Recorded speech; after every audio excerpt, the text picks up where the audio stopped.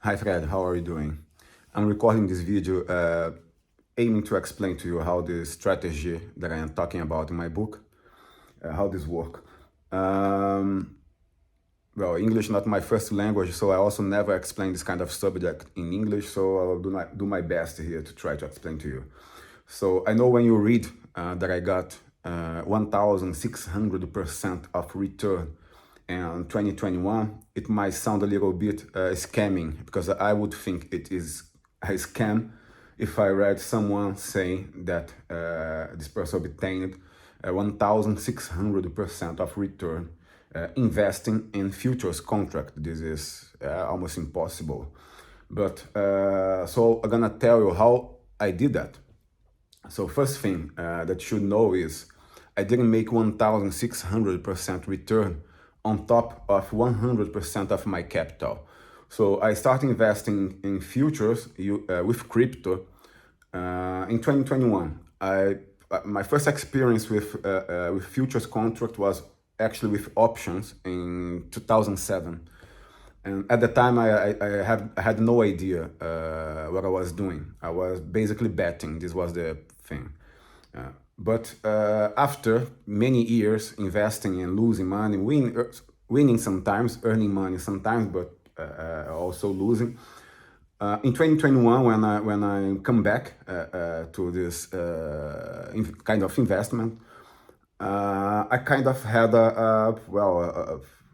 how can I say, a background. I had my learnings from the past, and I tried to not repeat them. And also, I had my learnings from sorry, from my work experience as an entrepreneur, as a businessman, producing beer and distributing beer. So what I learned from all my business I had in the past, that working capital is crucial. If you don't have working capital, doesn't matter what you're doing, you're gonna suffocate somewhere, you're gonna drown in the sea. I don't know what kind of figurative way I can tell you, but if you don't have working capital, you're gonna sink, you're gonna lose, it doesn't matter if your product is very awesome. Without working capital, you cannot survive the market. So okay, this is one learning. So when I start investing in 2021, what I've realized is that I cannot put 100% of my capital into the margin, into the game. I cannot do that because otherwise I'm gonna be without working capital. And why do I need working capital when I'm investing in futures contract? Because I should be able to correct, to fix wrong operations. I can only do that if I have capital in my account. So instead of I started trading with 100% of what I had, this is what I used to do in 2007. I would invest with 10,000 reais, and then every time I would start a trade, I would start this trade with 10,000 reais or with 5,000 reais maximum. This is what I would do. But mostly, I would always be putting all my money into the game. So when you put all your money into the game, it's not a fucking game. This is what I learned from you. But when you put all your money into the trade, there are a lot of things that arise from that, mostly psychological things that basically these things are going to make you lose your money, take wrong decisions, because then you got, I remember shaking at the time in 2007. I used to shake every time I would click to buy something, click, bought, now shaking, because then I would start hoping that the trend would keep on going up or something like that. So yeah, and every time the trend would do the opposite way, I would, oh my God, would be a very bad day. But this does not happen anymore, because every time I invest now, I do not put 100% of my money. So I learned that to have success investing in futures contract, you should be able to have working capital to correct, to fix your investment. So what I mean, instead of putting 100% of my capital, I should be able, I should put only 1% of my capital. So then I have 99% of my capital to correct wrong transactions. So it doesn't matter. How can I say this? It doesn't matter if the market is going up or is going down, if it's going against your trade or not. If you have working capital, you can always fix the operation. So basically, I don't know if it's like this when you trade futures with stocks, but when you trade crypto contracts, future contracts in the exchange like Binance, you are able to put more margin, to add more margin to the operation, can add more margin to the operation. This is what I call the maintenance of your position. So just explain to you, if you have a position open and this position is, let's say, at minus 80%, let's say your P&L at the moment is minus 80%, you are almost going to be liquidated. Usually with options in the past, I didn't know I could add more margin, I could add more money into that trade and correct my operation. So if I am 80% negative and I double my margin, at the same moment, I become minus 40% negative. And then I have double of my capital now in risk in the operation. But my risk of liquidation is very far. So my strategy is basically risk management strategy. This is the thing.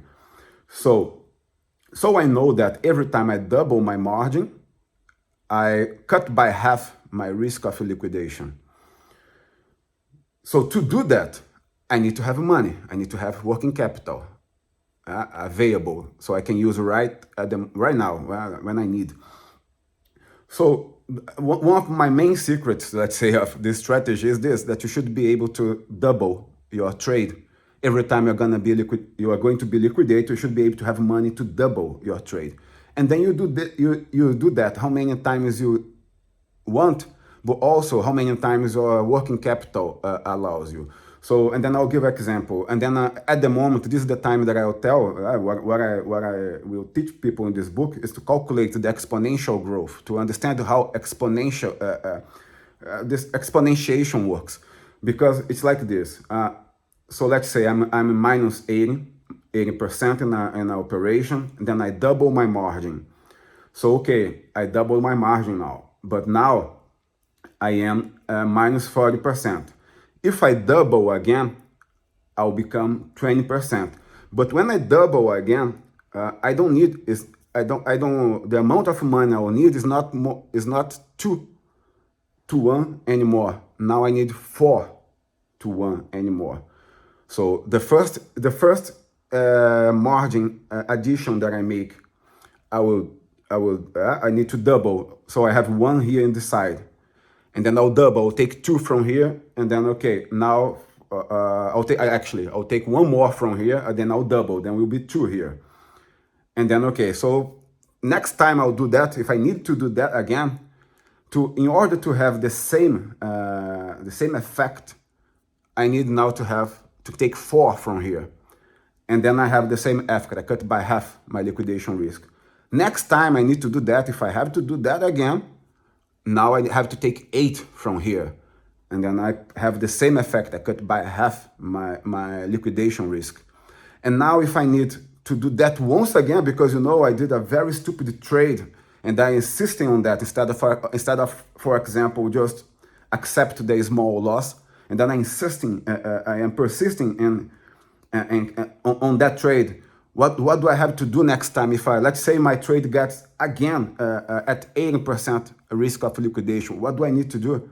Well, now I need to have 16 times my initial size, my initial margin. So I take 16 parts here, and then I correct again, and then I cut by half again. And then I can do this again. But what do I have to do? What do I have to have? I need to have money. And then because my next iteration now is 32 that I need to take to have the same effect of cutting by half. So this is the thing. Most people don't know how many iterations you're gonna need, how much money you're gonna need to correct the operation. And most people will feel afraid of correcting the operation because they think, okay, gonna put more money there, I'm gonna lose more money. But the truth is, when your P&L, when your risk of liquidation, or your ROE is reduced, the amount of money you are losing, the amount is not changing. You keep on losing the same amount. You have more money in risk, of course, that put more, your margin now grew, but financially you are losing or earning the same amount of money, but the percentage of liquidation, the liquidation risk is changing. This is what is changing. So basically my strategy is this: you should be able to correct, to maintain your operation many times you want, as many times you want, and that's the way you never lose. In my trades, I can never lose. Of course, sometimes I lost even doing that, because again, psychological how can I say, impact on the transaction. This will always happen, especially when you are trading with money that you cannot really lose. Because despite I use money that I can lose to trade, of course, no one likes to lose money. So in the end, sometimes I lost, of course. But when I see the report of Binance, Binance even showed this to me. Binance put me, not so sure now, but Binance put me on a small percentage of people who had this kind of results. So in the end, when I see the accumulated P&L that I had, is like plus more than 1,600%. But it doesn't mean that I multiplied my initial deposit, let's say, by 15, by 16. It doesn't mean that. Because why not? Because I didn't trade 100% of my money that I put there. Every time I was trading, I would never start with 100% of my capital. I would start the trading with a small fraction of my capital. So when and every time I would have a sufficient profit that would make me a satisfying amount of profit. Okay, profit. I ended the operation and profit in my pocket, and then I start again. So I made this 1,600% not on top of 100% of my capital, but on top of a fraction of my capital. And I only could make 1,600% of return exactly because I wasn't trading 100% of my capital. So I could always correct operations. I could always fix, even though I did a wrong analysis, let's say, I could just correct the operation. And then I did that many times, and then I could correct. And then I also recorded several videos for my YouTube channel, trading live, showing exactly that, taking operation that was, for example, 94% of at the liquidation risk, but trading $10, $20. And then I say, you see this operation here now, I'm gonna fix that. And then I show this live, and then I finish the trade with profit. It takes like 10, 20 minutes to do that. And of course, using leverage from the... so I started trading with $2,500, $2,700 in 2021. And I end up trading $531,000. It doesn't mean that I profit all this money, but yes, every time I was cashing out money, every time at the time I was unemployed, and then I had a goal, okay, I have to make $100 a day at least. And then I would make 60, 80. Sometimes I would make 400, but sometimes I also would lose 400. But I was like on this mission. And then when I see my report, I even didn't realize that at that time. I just realized that a few months ago when I come with this idea of writing the book.